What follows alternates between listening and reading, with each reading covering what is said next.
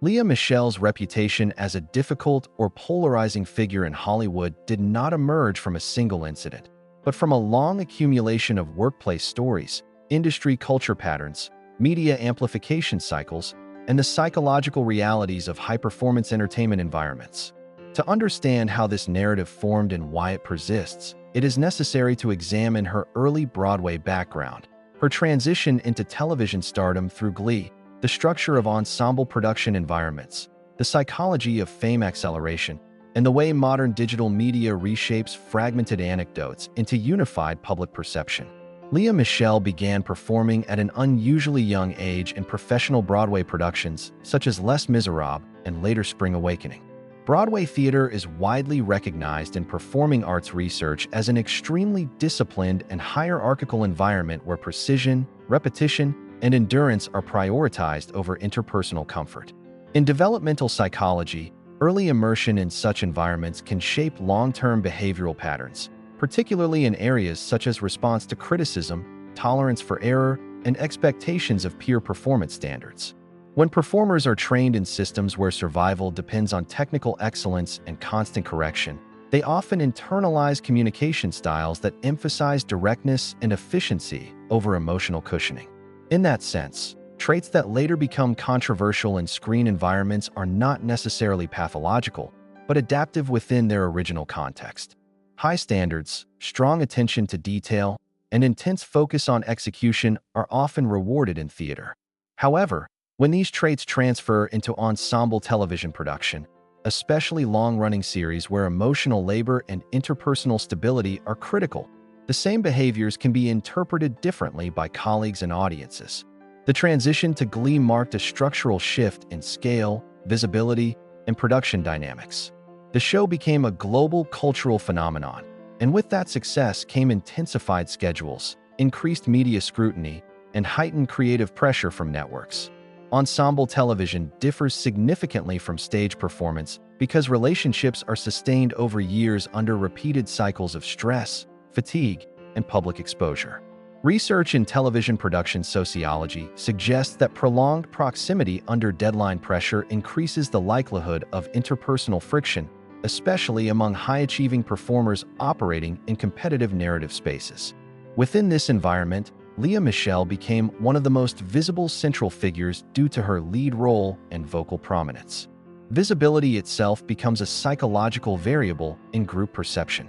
In organizational behavior studies, this is described as attribution concentration bias, where central figures in a system receive disproportionate credit or blame for group-level tension. This means that even when conflict is distributed across multiple relationships, public narratives tend to cluster responsibility around the most visible individual. Over time, various cast interviews and retrospective comments contributed to a perception of on-set tension. Some co-stars described her as intense or demanding, while others have not reported issues. The inconsistency of these accounts is important because it suggests variability rather than a uniform behavioral pattern. In workplace psychology, such variability is common in high-pressure creative environments, where interpersonal dynamics shift based on context, hierarchy, and production stress. A major inflection point occurred in 2020 when actress Samantha Marie were publicly alleged mistreatment during her time on Glee. That allegation spread rapidly across social media platforms and became a focal point for reinterpreting older interviews and behind-the-scenes anecdotes.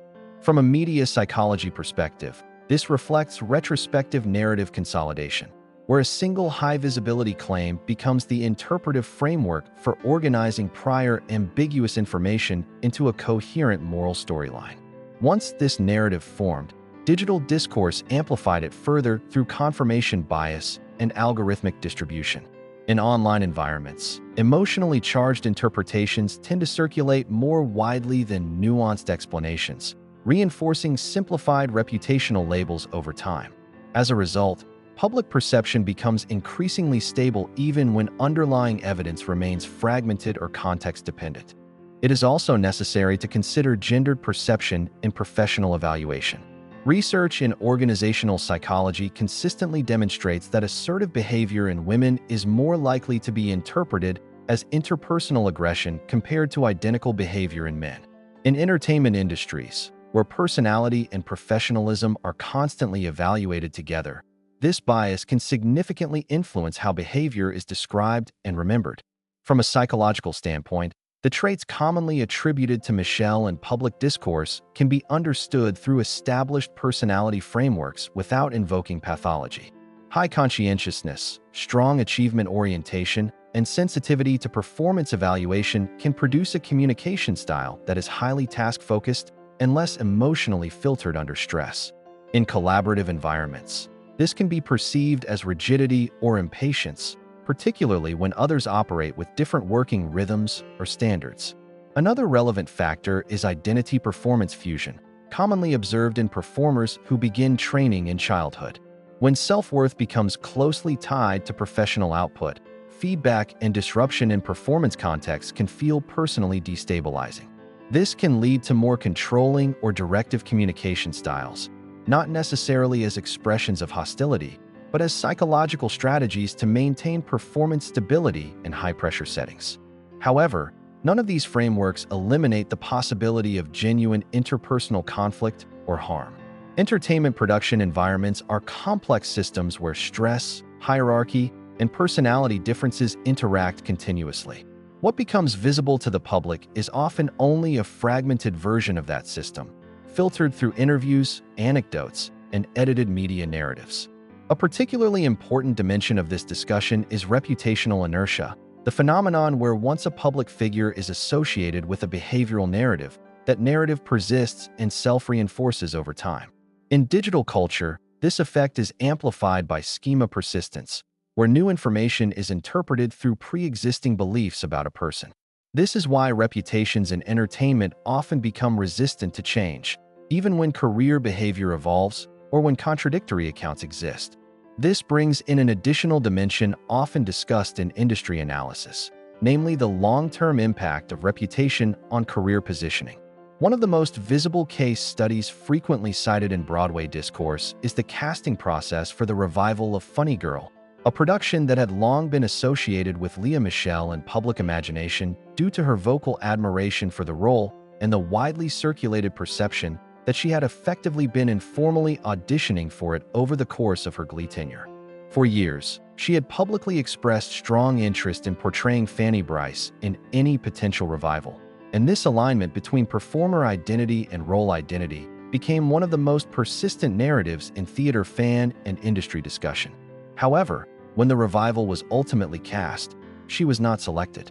In industry analysis, this decision is often interpreted through multiple overlapping factors, including commercial risk calculations, investor expectations, audience demographics, and reputational forecasting. In Broadway's modern economic model, especially for high-budget revivals, producers are not only evaluating vocal ability or acting suitability, but also long-term brand stability and press predictability. Even strong artistic candidates can be bypassed if their public narrative is perceived as introducing volatility into marketing strategy or investor confidence. In Lea Michele's case, her talent and long-standing association with the role were widely acknowledged within industry conversation. However, her accumulated public reputation, whether fully justified or partially inflated through media cycles, became part of the broader decision-making environment surrounding high-profile casting. In contemporary Broadway economics, reputational perception is not separate from financial risk assessment. It is embedded within it. A performer is not only a creative choice, but also a public-facing brand that must sustain ticket sales, press coverage, and investor reassurance over the lifespan of a production. This is where reputation begins to function as a form of professional currency. In tightly networked industries like Broadway, relationships between producers, casting directors, critics, and investors create an ecosystem where perception travels quickly and persists over time. Once a performer becomes associated with a particular narrative, that narrative can influence not only public opinion, but also behind-the-scenes calculations about stability, marketability, and promotional safety. Even more significantly, Lea Michele's case is often discussed in relation to awards visibility, particularly the Tony Awards ecosystem. Across her career, she has not received a Tony nomination, despite sustained recognition of her vocal and theatrical talent.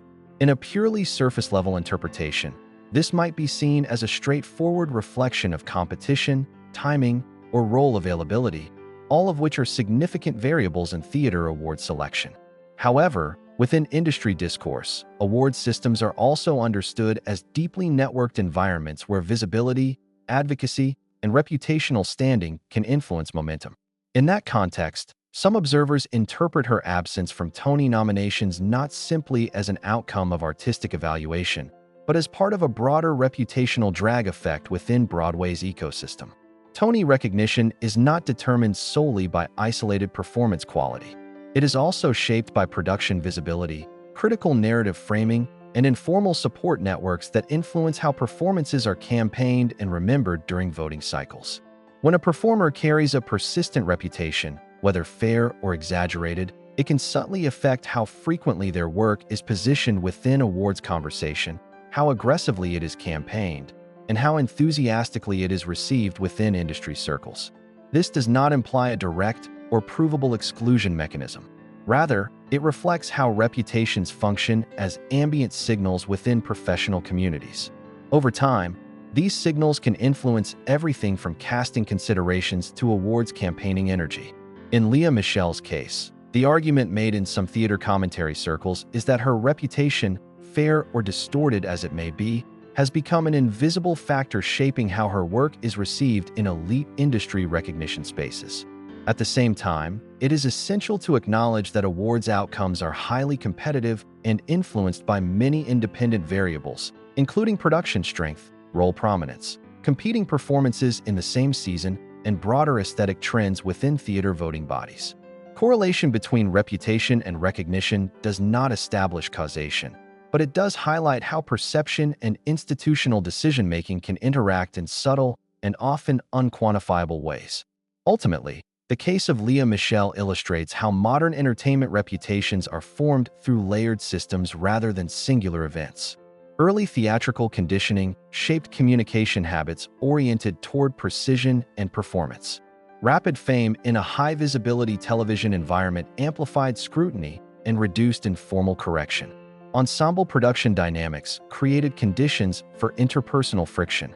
Social media discourse consolidated fragmented accounts into a dominant narrative. And industry economics translated perception into long-term professional signaling that can influence casting, branding, and awards visibility.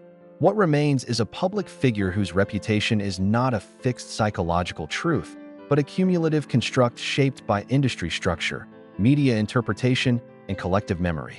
In such systems, individuals are rarely defined by the totality of their behavior. They are defined by the narratives that survive repetition, institutional reinforcement, and cultural attention.